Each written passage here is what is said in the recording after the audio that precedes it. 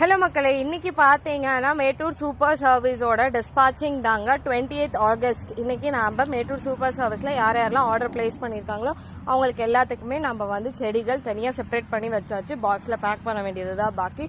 So packing பண்ணிவிட்டு அவங்களுக்கு வாட்ஸ்அப்பில் மெசேஜஸ் கொடுத்துருவோம். ஸோ ட்ராக்கிங் நம்பர் ஈவினிங்காக தான் வரும்.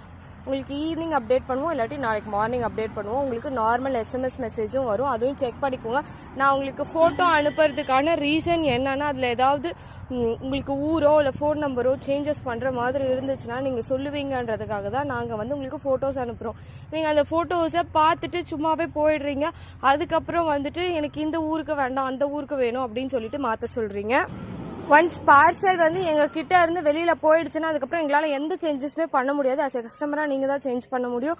ஸோ அதனால் கொஞ்சம் பார்த்துக்கோங்க. நாங்கள் உங்களுக்கு உங்களோட எம்எஸ்எஸ் லொக்கேஷன் எதுன்னு கேட்டால் அது மட்டும் அனுப்புங்க. உங்கள் அட்ரஸ்லாம் தேவைப்படாது.